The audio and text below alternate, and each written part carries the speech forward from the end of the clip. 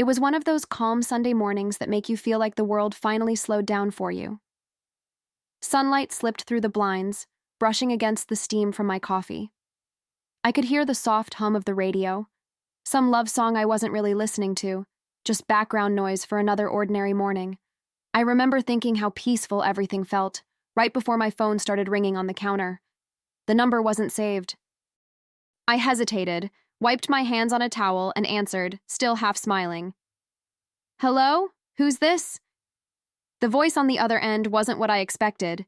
It was shaky, unsure, like someone about to confess to something terrible. "Hi, is this Elena? It's Tara."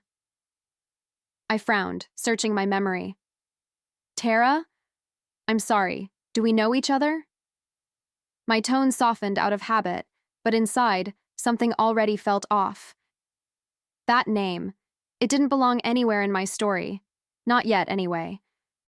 There was a pause so long I thought the call had dropped. Then she said it, the sentence that shattered my quiet morning. "Not exactly, but I used to date your husband. I really need to apologize to you." I froze. For a second, even the clock stopped ticking in my head. My hand tightened around the mug, and my stomach turned cold. I didn't say anything right away, just listened to the sound of her breath, the weight of her guilt, and the crack forming beneath everything I thought I knew. "Apologize? For what exactly?" I finally asked, forcing my voice to stay steady, though my heart had already started to race. On the other end, I heard her breathing quicken, the sound of someone caught between guilt and fear. "For what's been happening," she said. "I shouldn't have let it go on this long." My mind scrambled for meaning. Go on this long? What could she possibly mean? "Tara," I said slowly, "what are you talking about?" Then came a pause, the kind that hums in your ears because silence is suddenly too loud. When she finally spoke, her words barely made it through the phone. "Oh my God, he didn't tell you." Just like that, everything around me seemed to shift. The smell of coffee turned bitter, the room colder. My hand trembled as I set the cup down on the counter. Something deep in my gut told me this wasn't about the past. This was now. I wanted to believe I'd misheard her, that she was mistaken, that this was just some weird misunderstanding. But her voice, that trembling, broken tone, said otherwise. "He didn't tell me what," I whispered, but she didn't answer right away. I could almost hear her tears forming on the other end. And in that suspended moment before the truth came crashing through, one thought echoed louder than everything else. Something's terribly wrong. I pressed the phone closer to my ear, my pulse pounding so hard I could hear it. "Tara," I said carefully, "you need to explain what's going on." There was a shaky inhale, a whisper of shame before her next words. "Elena, I thought you knew. I thought he told you about us." My grip tightened around the edge of the counter. The room felt smaller, air thicker. "Us?" I repeated, each letter heavier than the last. She started to cry. I didn't know her, but her guilt filled every pause like a confession waiting to explode. When she finally managed to speak again, her voice cracked. "I used to think I was the one he was lying to," she said softly, "but now I realize I was the one helping him lie to you." My stomach twisted. The words didn't fully make sense yet, but the pain behind them did. I could feel it, like the ground shifting beneath my feet. I wanted to hang up, to walk away before she said another word, but some quiet, defiant part of me needed to know, needed to hear it all. I swallowed hard, forcing the question out.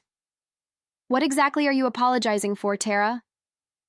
For a moment there was only her breath on the line, uneven, breaking.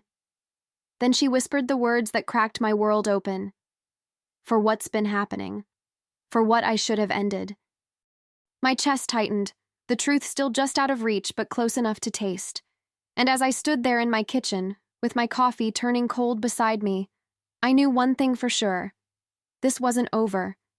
The silence that followed felt endless. I could hear her trying to steady her breathing, but mine had already escaped me.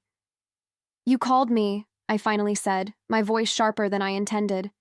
You said you needed to apologize. You're not hanging up until you explain. The words came out calm, almost too calm, but inside I was unraveling. My fingers were cold, gripping the counter for balance. Whatever she was about to say, I knew it was going to break something I couldn't put back together. Elena, I swear I didn't mean to ruin anything, she said, the guilt in her voice unmistakable. He told me you were separated. He said you two were done. I froze, staring at the window like I could find truth written somewhere outside. We had dinner together last night, Tara, I said. I kissed my husband goodnight. My voice didn't even sound like mine anymore, too steady for the earthquake inside me. On the other end, she began to cry. I didn't know, she whispered between sobs. He told me he loved me, that you were still living together because of money. I thought... I cut her off before she could finish. How long has this been going on? The question hung in the air, and then came her answer, barely audible, but clear enough to split me in half. Almost a year. The words echoed in my head, and suddenly the world around me felt blurry, like reality itself was rejecting what I'd just heard. I didn't cry right away. I just stood there, listening to her breathe, the sound of her guilt filling the space where my trust used to live. A year. An entire year of lies hiding inside my marriage like termites in the walls. So, I said quietly, you've been seeing my husband behind my back for a year, and you thought I already knew. My words were steady, but I could feel the tremor just beneath them, waiting to escape. On the other end, Tara broke down completely. I thought he was being honest, she sobbed. I swear, Elena, I thought you were over. He told me you didn't care anymore. I closed my eyes, feeling the sting build behind my eyelids. I wanted to scream, to throw something, to wake up in a different life. Instead, I whispered the truth that suddenly felt heavier than my own body.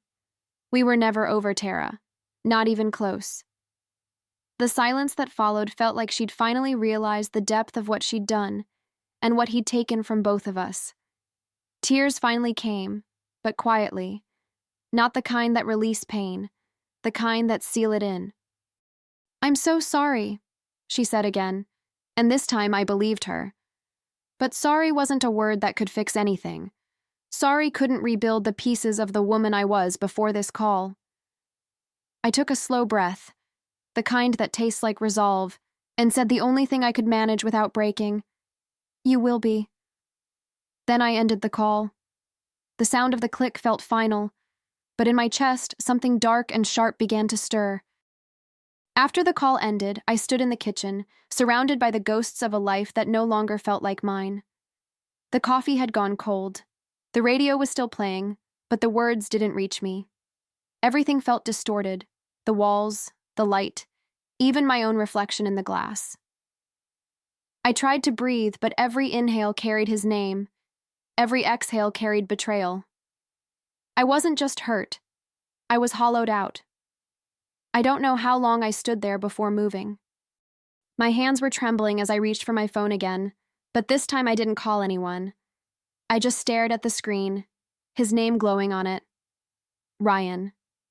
The man I'd built a home with, shared dreams with, planned a future with. How many times had he lied while looking me straight in the eye?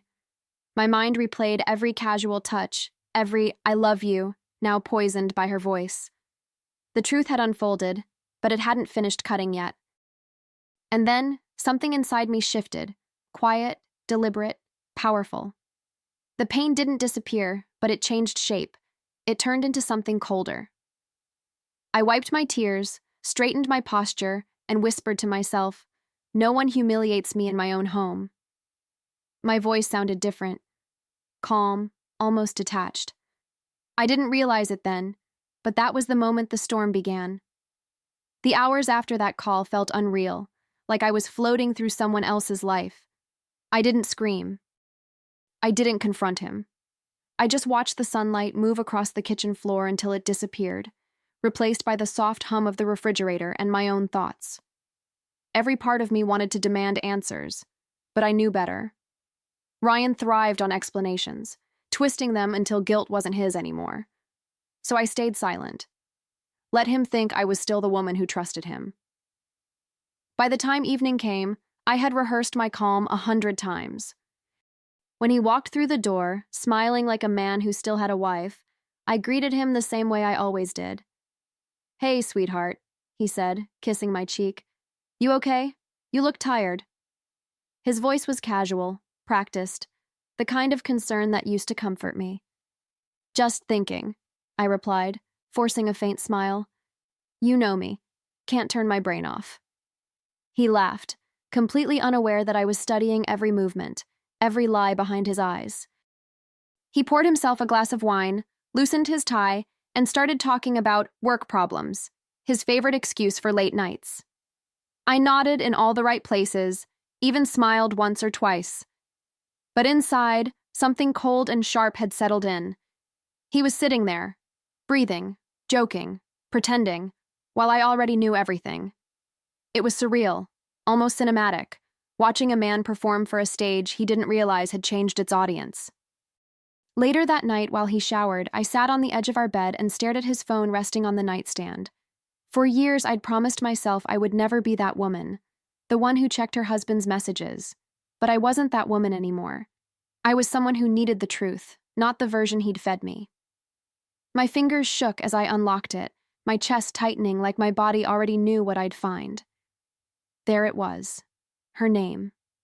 Tara. Dozens of messages, tiny daggers hidden in plain sight. "I can't believe you're still sleeping next to her. You said it'd be over soon." Each one a confession, time-stamped and undeniable. I felt my throat close, but I didn't cry this time. Instead, I took screenshots of everything and emailed them to myself. Evidence. Proof. The air felt heavy, thick with deceit, but there was a strange calm in having the truth finally laid bare. When I put the phone back, I caught my reflection in the mirror.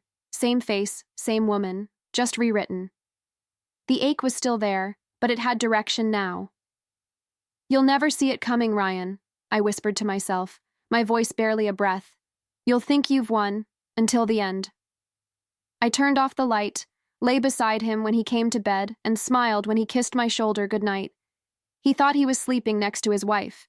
He had no idea he was lying beside his reckoning. I barely slept that night. Every sound, the rustle of sheets, his breathing, the faint hum of the street outside, kept looping through my head like a cruel reminder.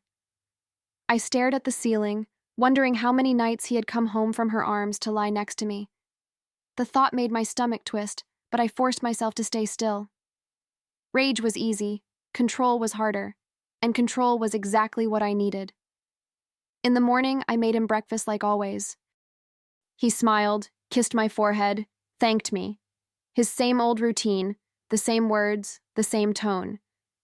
But something about watching him now was almost fascinating. How effortlessly he played the part. How completely he believed I was still his audience. I realized that morning that he wasn't just unfaithful. He was arrogant. And arrogance, I thought, was the easiest weakness to exploit. As soon as the door closed behind him, I let the silence swallow the house.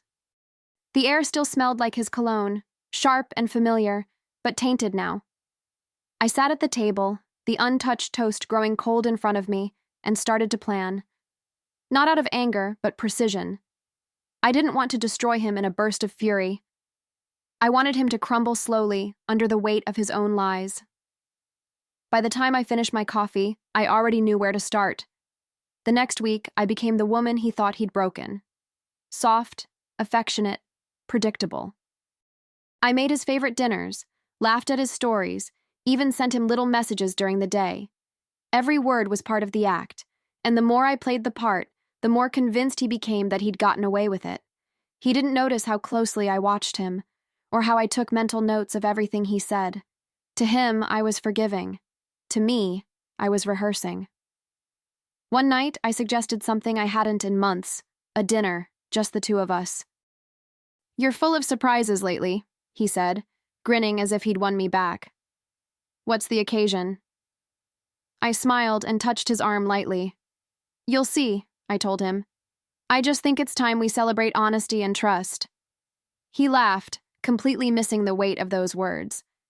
Inside, I felt the first spark of satisfaction I'd had in days. He had no idea that the night he thought was about romance would be the beginning of his unmasking. But I wasn't done yet. I still had one more piece to move into place.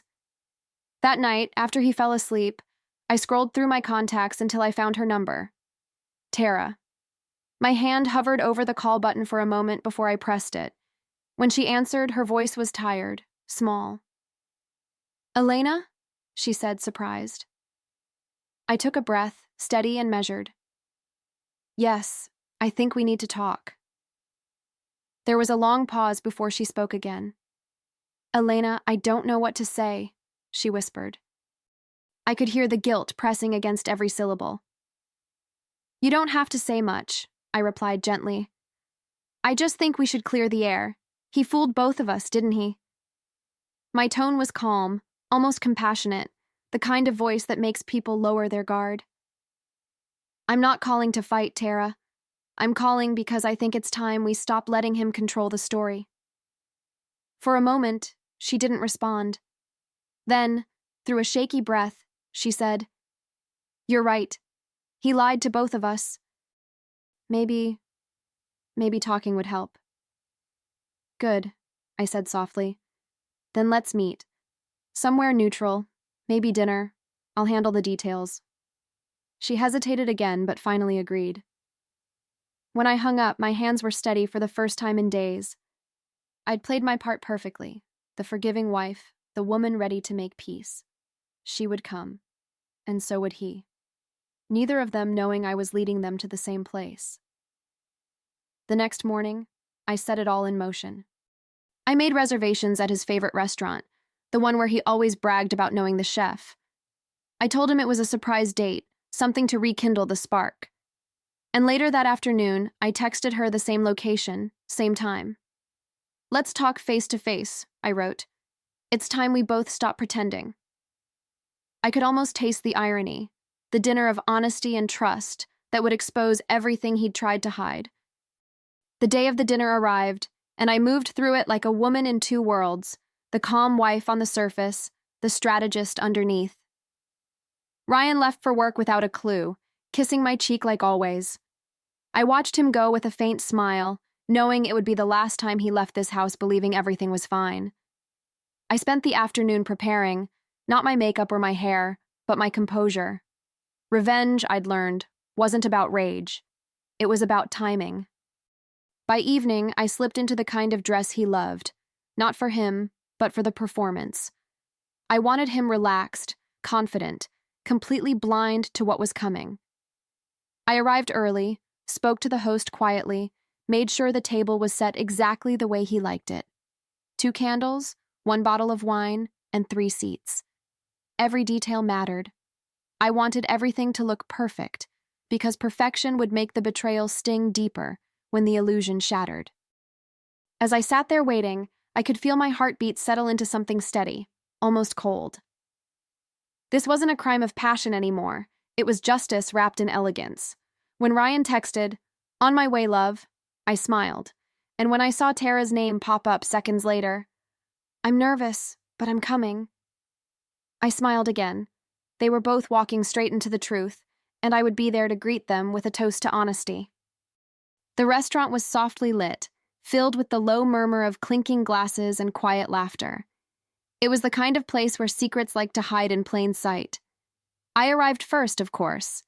I wanted to feel the air, the rhythm of the room before the storm began. The waiter greeted me by name, Ryan's name, and led me to our table. I smiled as I sat down, knowing he'd bragged enough about us being regulars. That familiarity would make this even sweeter. A few minutes later, I saw him walk in. Confident, charming, that easy smile that once made me melt. He spotted me and waved, completely oblivious to the trap he was walking into. "You look beautiful," he said, leaning down to kiss me. I smiled back, steady and serene. "I wanted tonight to be special," I told him. He chuckled, pulling out his chair, clearly expecting candlelight forgiveness. If only he knew how temporary his comfort was. He started talking right away. Stories from work, a new client, something about a promotion. I nodded, pretending to listen, my eyes flicking toward the entrance every few seconds. And then, there she was. Tara. Her eyes scanned the room until they landed on us, and her whole body froze. Ryan noticed her too. The color drained from his face instantly. I leaned back, folded my napkin over my lap, and smiled. "Oh," I said softly. "Perfect timing. You both made it." Ryan blinked, his mouth opening and closing like he was searching for a script that no longer existed. "Tara, what are you—" he began, but his voice cracked halfway through. Tara stood frozen near the table, her eyes darting between us, realization washing over her in waves. "Elena," she whispered, "you didn't say he'd be here." I smiled, tilting my head slightly. "Oh, didn't I? Must have slipped my mind. I just thought a dinner about honesty should include everyone who's been living in the same lie." The silence around us was electric. Even the waiter paused mid-step, sensing the tension. Ryan's voice dropped, shaky and defensive. "What is this?" he asked, trying to sound calm. "A dinner," I said smoothly, "to celebrate honesty and trust. Remember?" I reached into my purse and pulled out the neatly folded stack of printed text messages. "I thought it'd be nice to keep all your lies in one place." I laid them in the center of the table, between the wine glasses. The sight of his own words staring back at him was almost beautiful. He tried to speak again, but Tara interrupted, her voice trembling. "You told me she knew, Ryan. You said she didn't care." He turned to her, panic bleeding through his charm. "Tara, please, I raised a hand, silencing him. "You already explained everything," I said quietly. "Every night, to her." His jaw tightened, his eyes begging for mercy he hadn't earned. I took a slow sip of wine and watched the man who thought he'd mastered deceit finally drown in his own reflection. The whole room seemed to fade into silence, like even the air knew better than to interrupt. Ryan's face had drained of color, his confidence replaced by the raw look of a man cornered. Tara's tears began to fall, one by one, her mascara streaking down her cheeks. I sat there perfectly still, my heart steady. For months, I'd been the one living in confusion. Now it was their turn to sit in it. "You both said you wanted closure," I finally said, my voice soft but razor sharp. "Consider this it." Ryan stood, reaching for my arm. "Elena, please, I can explain." I pulled back gently, my calm cutting deeper than any scream could. "No," I said. "You've done enough explaining. To both of us." I gathered my purse, leaving the stack of messages where they lay like evidence in a courtroom. Tara couldn't look at me. Ryan couldn't look at either of us. The only sound was the slow pour of the wine bottle as it tipped, spilling red across the white tablecloth. Fitting, I thought, for the ending of his little performance. As I walked out, I didn't rush. Every step felt deliberate, freeing. Behind me, I could hear the muffled chaos of excuses and tears, but none of it belonged to me anymore. I didn't need revenge that screamed. I preferred the kind that lingered. The kind that made them replay this moment every time they looked at each other. By the time I reached the door, I smiled to myself. Because sometimes, the most elegant justice is simply walking away while they're still burning. Months later, I found myself in a small cafe downtown, one I'd never been to before. It smelled like roasted beans and freedom. The kind of place where no one knew my story, where my name was just another on a coffee cup. I sat by the window, watching people pass by, sunlight glinting off my ringless hand as I stirred my drink. It was strange how normal peace could feel after so much chaos. For the first time in years, I wasn't waiting for a phone call, an apology, or a lie. The barista smiled as she refilled my cup, and for a moment, I caught my reflection in the glass. Softer, lighter, a woman I barely recognized but liked instantly. I'd learned that healing doesn't announce itself. It arrives quietly, in small moments like these, when you realize you're no longer rehearsing pain. My phone buzzed on the table, and when I turned it over, the screen showed an unfamiliar number. I didn't expect the voice that came through. "Elena," the message read. You were right. He tried to come back to me. I told him to go to hell. I just wanted to say, I'm sorry again. Tara. Her words hung there for a second, weightless now. I smiled faintly, typing my reply. Apology accepted. He's your problem now, or at least he was. I hit send, blocked the number, and set the phone face down. Some apologies don't need a conversation, they just need closure. I leaned back in my chair, feeling the sun warm my face through the window. There was something poetic about that. Light touching me again, after so many months of shadows. For so long I had lived inside his lies, shaping myself around his moods, waiting for honesty that never came. But now, my life felt uncluttered. No more waiting, no more pretending. Just air, space, and a stillness that didn't hurt. It was freedom, the kind that doesn't need to be loud to be powerful. Outside, a couple laughed as they crossed the street, their hands brushing together, full of that naive trust I once had. And yet, instead of bitterness, I felt something closer to gratitude. That pain, his betrayal, had stripped me down to my core, but it also rebuilt me. It taught me that sometimes the end of what you thought you wanted is the beginning of what you actually need. I no longer wanted revenge. I wanted peace, and I had finally claimed it. I took one last sip of my coffee, savoring the taste like it was proof that life could still be sweet. I thought about everything I'd lost and realized how much more I'd gained: clarity, dignity, and the quiet power of walking away without looking back. My story didn't end with heartbreak or fury. It ended with me, whole, steady, and untouched by the chaos I left behind. As I sat there, the world outside kept moving, cars passing, conversations rising and fading, and I realized how small that chapter of my life had become.